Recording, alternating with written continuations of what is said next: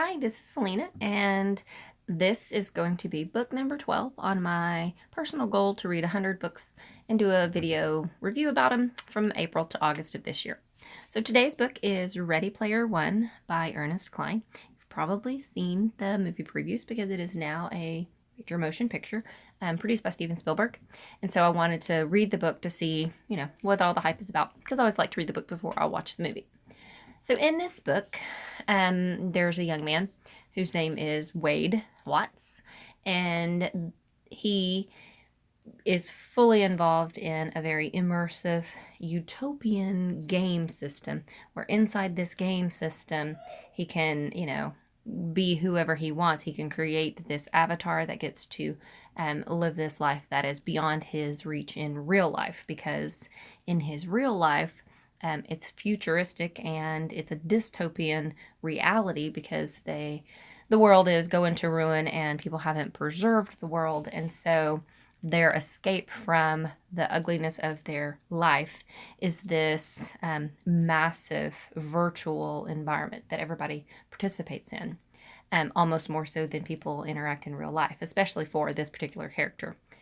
And through the book, the creator of this game system, which is called the Oasis, the creator of it has no offspring, or he has no heirs to inherit his massive fortune from creating this. And so this creator, who is obsessed with anything to do with the 80s, he grew up in the 80s and is completely obsessed with all things from that time period. So in his oasis, he creates this quest, or this massive treasure scavenger hunt, for anybody who is a member of this gaming system to participate in to inherit his massive fortune.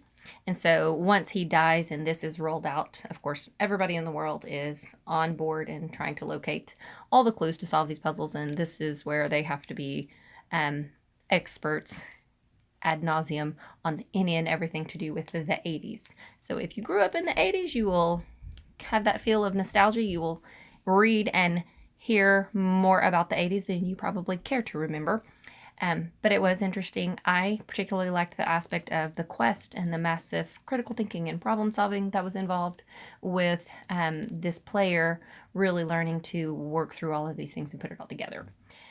Of course, he has virtual friends who are real people in their own worlds, but he has very little to no interaction with anybody outside of this virtual world.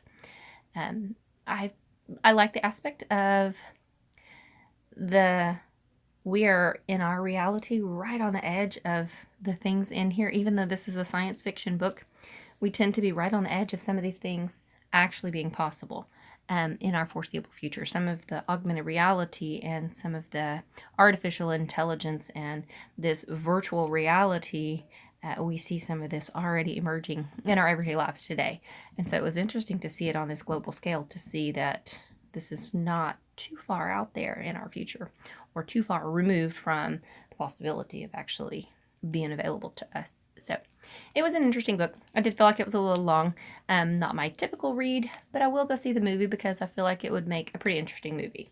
So I would say probably 3.5, 4 stars out of 5 for this one. And anybody who is, gamers or grew up in the 80s and nostalgic about the 80s would probably like this book and would want to read it. So try it out if you want to